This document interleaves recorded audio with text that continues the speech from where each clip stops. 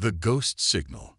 The command center of the Zolforian Imperial Fleet buzzed with activity, screens flickering with status reports and tactical displays. Admiral Kresh stood with her four arms clasped behind her back, crystalline eyes fixed on the main holographic projection hovering above the central platform. Something was wrong. "Report," she demanded, her voice carrying the unmistakable edge of someone accustomed to immediate obedience. Senior Tactician Morvo stepped forward, his scaled skin catching the blue light of the displays. "The anomaly appeared at the edge of the Vicarian sector 3 hours ago. Admiral, it's moving at speeds that—" He hesitated. "That shouldn't be possible under known physics." "Identification?" Kresh asked, already suspecting the answer. "None, Admiral. The vessel carries no Imperial recognition codes, no Trade Alliance signatures, no pirate markers. It's—" Morvo's voice dropped. "It's as if it isn't there at all." Kresh's secondary eyes narrowed while her primary set remained fixed on the trajectory line, cutting across the star chart. The path was direct, purposeful, straight toward Zalfor Prime, the heart of the empire that had ruled the galaxy unchallenged for 3 centuries. Visual confirmation. A junior officer keyed in commands, and the hologram shifted to display long-range scanner footage. The vessel was sleek, predatory, midnight black against the void of space. Its design philosophy was unlike anything in the Imperial database. No ornamental flourishes, no intimidation aesthetics, just pure, functional lethality. "It's absorbing our scan waves," the sensor officer reported, mandibles clicking nervously. "We're getting almost no return signature. The computer can't even calculate mass or energy output." Kresh felt something she hadn't experienced in decades of military service, a cold sliver of fear. Defensive status. All outposts along its trajectory have attempted interception. Frontier Station K9 tried to establish a blockade. The vessel. Morvo swallowed hard. The vessel simply passed through without slowing. No weapons fired, no shields detected. It just moved through solid matter. The command center fell silent. Facing technology was theoretical at best, the stuff of scientific speculation and children's entertainment. Nothing could simply pass through a Zolforian defensive array. "Historical match?" Kresh asked, grasping at anything that might provide context. The archival officer stepped forward, a datapad trembling slightly in her hands. "There is one potential match, Admiral, but it's classified. Imperial Directive 7734. Kresh's blood ran cold. That directive was sealed by the High Chancellor herself, accessible only to those with Omega-level clearance. She dismissed the other officers with a gesture and entered her authorization code into the nearest terminal. The screen flashed red before displaying a single word. Terran. Impossible. The Terrans, humans, had been eradicated 80 years ago. The Purge of Earth had been the Empire's most comprehensive military action, designed to eliminate the unpredictable species before they could threaten galactic stability. Official history recorded their extinction as complete. And yet, Kresh accessed the classified files, reading rapidly. The old reports painted a picture different from the propaganda she'd grown up with. Humans hadn't been primitive savages easily subdued by superior Zolforian might. They'd been innovative, adaptive, and terrifyingly resilient. The decision to purge their homeworld came not from strength, but from fear. Fear of what they might become. A communication officer burst into the private chamber, protocol forgotten. "Admiral, the vessel is broadcasting." Back in the command center, Kresh watched as the main screen filled with static before resolving into an image. A figure sat in what appeared to be a command chair, bipedal, hairless except for the top of its head, clad in a simple dark uniform without insignia or decoration. Human. "This is Captain Ilara Rise of the Terran vessel Remembrance." The voice was calm, almost conversational. No translator was needed. The message came through in perfect Zolforian high speech. "Your empire declared us extinct. Your history erased our achievements. Your children are taught that we never existed at all." The human smiled, an expression that didn't reach her eyes. "We've been watching, learning, waiting. Your Empress once promised that not a single human would draw breath in this galaxy again." The camera panned out to show more humans at various stations. She was wrong. Senior Tactician Morvo whispered, "How many of them survived?" The human captain continued as if she'd heard the question. "Enough. More than enough. We've spent 80 years preparing while your empire grew complacent. This vessel is merely a messenger, a reminder of promises unkept." Kresh found her voice. "What do you want?" "Justice," Captain Reyes replied. "Accountability. Recognition. I'm currently on course for Zolfor Prime. I'll deliver our terms directly to High Chancellor Vex. She'll remember my name, even if your history books don't." The transmission cut. In its place, the tactical display showed the vessel had accelerated, now bypassing the mid-range defense grid as if it weren't there. "Alert the Chancellor," Kresh ordered. "Full planetary shields. Deploy the entire home fleet." But even as she issued the commands, a part of her recognized their futility. If the humans had mastered technology advanced enough to phase through matter, to travel undetected for decades, what else had they accomplished in their exile? As emergency protocols activated across Zolfor Prime, memories of the last war surfaced in Kresh's mind. She had been a junior officer then, fresh from the academy when the Empire launched its assault on the human homeworld. She remembered the briefings, the justifications. Humans were unpredictable, their technological development curve abnormal, their potential threat level too high to ignore. What she remembered most, however, was how they fought. Not with the disciplined precision of Imperial forces, but with desperate, innovative fury. When their conventional weapons failed, they improvised. When their defenses crumbled, they adapted. When defeat seemed certain, they sacrificed themselves to buy time for others. The official declaration of victory came after the atmospheric purge of Earth, when Imperial sensors detected no surviving human biosigns. The Empire celebrated. Medals were awarded. History was written. But there had been rumors, unofficial reports of missing colony ships, unaccounted for research stations, mysteriously abandoned outposts at the galaxy's edge. These reports were dismissed, classified, forgotten. Until now. On the tactical display, the human vessel continued its inexorable approach toward the heart of an empire that had thought itself invincible. No weapons fired, no threats issued beyond the promise of justice.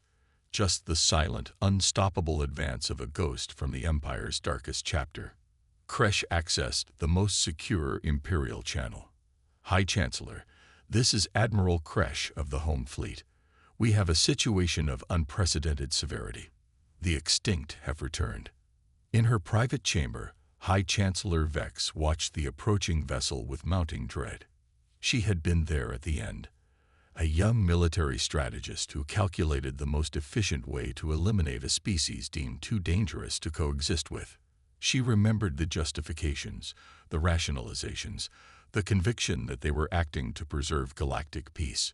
She also remembered what they discovered in the aftermath, the evidence of human potential that terrified the Imperial Council enough to order total extinction rather than subjugation or alliance. The humans had been on the verge of breakthroughs in consciousness transfer, quantum manipulation, and dimensional engineering that would have revolutionized galactic civilization, or toppled the carefully maintained hierarchy, with the Zolforians at its apex.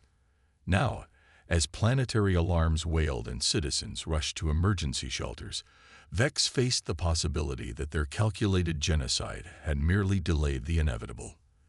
The humans had survived, hidden, evolved, and returned with technology that rendered the Empire's most advanced defenses obsolete. The vessel, now designated Remembrance, slipped through the last defense grid. No weapons, no shields, no threats, just the inexorable approach of accountability. "Prepare my shuttle," Vex commanded. "Clear the Grand Council chamber. When they arrive, I will face them alone." Her advisors protested, but Vex silenced them with a gesture. "This reckoning has been 80 years in the making. They could have struck without warning. Yet they announce themselves openly. They want something more than simple revenge. As Vex departed for the Grand Council chamber, the Remembrance entered orbit around Zolfor Prime, a dark shadow passing across the face of the Imperial capital world. In homes and shelters across the planet, citizens watched their screens in disbelief as history rewrote itself before their eyes. The extinct had returned, and the galaxy would never be the same. The Reckoning. The Grand Council chamber of Zolfor Prime stood empty save for High Chancellor Vex. The vast circular hall, designed to accommodate the full Imperial Council and their retinues, now emphasized for solitude. Massive windows revealed the capital city below, where emergency protocols had cleared the normally bustling streets. In the distance, the shimmer of planetary shields created an artificial aurora against the evening sky. Vex had dismissed her guards, her advisors, even her personal security drones. This moment would be faced with dignity, not desperation. The massive doors to the chamber remained closed, yet she felt rather than heard the presence that had materialized behind her. Turning slowly, Vex faced humanity's messenger. A single figure stood on the speaking platform, humanoid, clad in what appeared to be form-fitting armor of midnight black.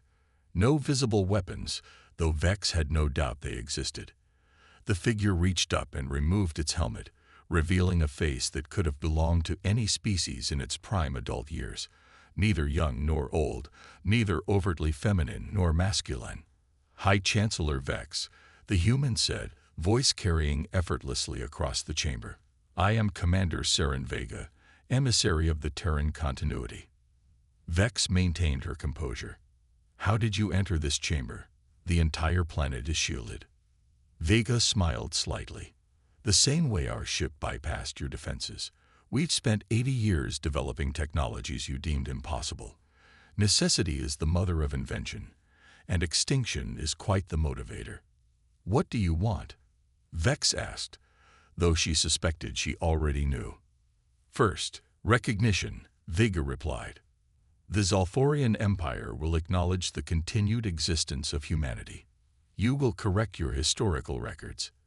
You will admit to the attempted genocide of our species. Vex nodded slowly. And then, reparations. Not in resources or territory, but in knowledge. The Empire will share all technological and scientific advancements made in the past 80 years, a fair exchange for what you stole from us. Is that all? Vex asked, surprised by the moderation of the demands. No, Vega's expression hardened. Finally, accountability. The architects of Earth's destruction, those who ordered and executed the purge, will face justice under Terran law. Most are dead, Vex said quietly. Those who remain are elderly, nearing the end of their natural lives. We're aware. Their punishment will be proportional. Not death, but memory. Vega reached into a compartment in their armor and withdrew a small device. This contains our complete terms, along with proof of our continued existence and capabilities. Vex accepted the device. And if we refuse? The human's expression remained neutral. We've had 80 years to plan for that contingency, Chancellor. We've established presences throughout your empire.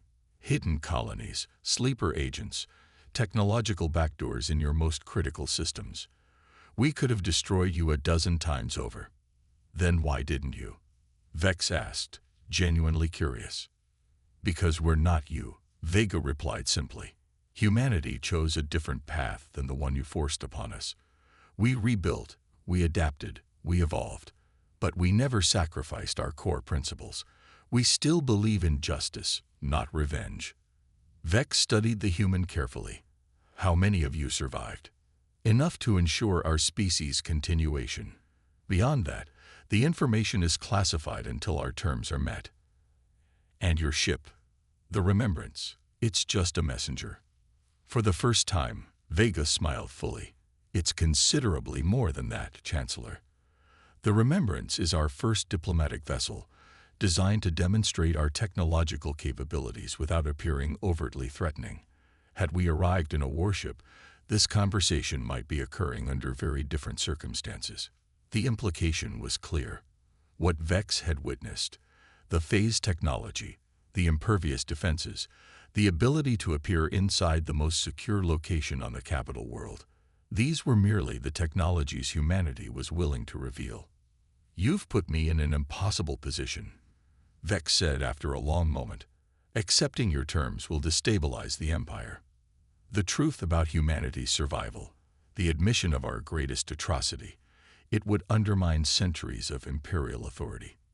"Yes," Vega agreed. "It will. Systems built on lies often collapse when truth emerges. But collapse doesn't necessarily mean destruction. It can mean transformation." Vega gestured to the window, where the planetary shields continued their ethereal dance. "Your empire has stagnated, Chancellor. Your technological development plateaued decades ago. Your social structures calcify with each generation. You maintain power through inertia, not innovation. And humanity offers an alternative." Vex asked skeptically. "Humanity offers a choice," Vega corrected. "Accept our terms, face the painful truth of your past actions, and emerge humbled but with a potential ally that can help revitalize your civilization. Or refuse and face the consequences of a protracted conflict with an enemy whose capabilities you cannot fully comprehend." The human paused, allowing the weight of the choice to settle. "We don't want war, Chancellor. We've seen enough death to last many lifetimes. But we will not remain shadows any longer." Vex moved to one of the grand windows, gazing out at the city she had sworn to protect. "How did you survive?" "Our records confirmed the extinction event was complete. Not all humans lived on Earth," Vega explained. "We had small colonies, research outposts, deep space expeditions. When the attack came, those who could fled to the outer reaches. Others went into hiding within your empire, adapting, blending in. We became ghosts, present but unseen, influencing but unacknowledged. For 80 years. Patience is a human virtue that your analysts clearly have underestimated." Vega joined Vex at the window. "Your empire destroyed our homeworld because you feared what we might become.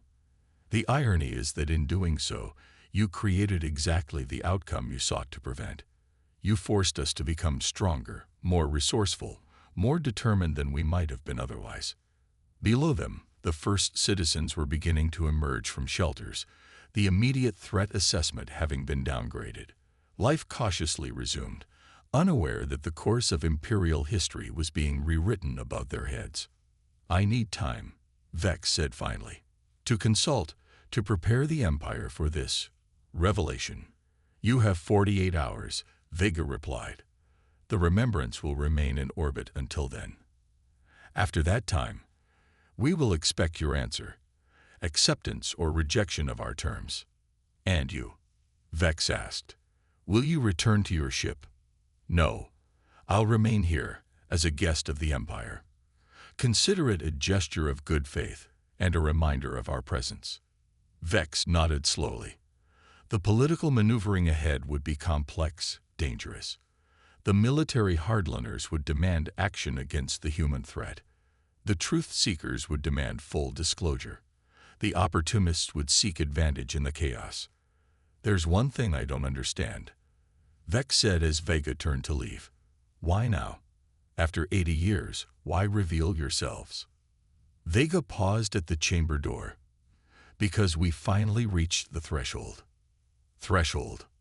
The point at which our survival is assured, regardless of your response. Vega's expression softened slightly. "And because the last survivors of Earth, those who remembered the flames firsthand, are nearing the end of their lives. They deserve to see this day." As Vega departed, Vex remained at the window, watching as the normal rhythms of the capital gradually resumed. Citizens unaware that everything had changed. An empire built on the lie of humanity's extinction now faced the truth of their survival. In orbit, the remembrance maintained its silent vigil, not a warship, but a reminder. Not a threat, but a promise.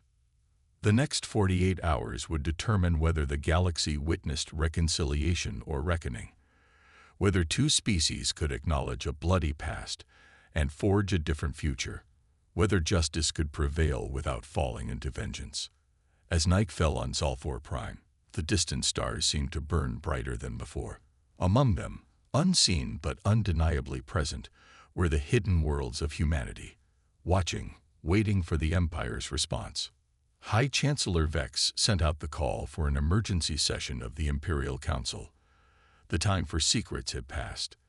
The extinct had returned, and with them came the opportunity for the Empire to confront its darkest chapter, not through warfare, but through truth. In her private quarters later that night, Vex accessed the device Vega had provided. It contained not only the formal terms of humanity's proposal, but historical records of the past 80 years, the diaspora of human survivors, the formation of hidden colonies, the development of technologies born from desperation. Most striking were the personal testimonies, recordings from the last survivors of Earth, elderly now but with memories undimmed by time.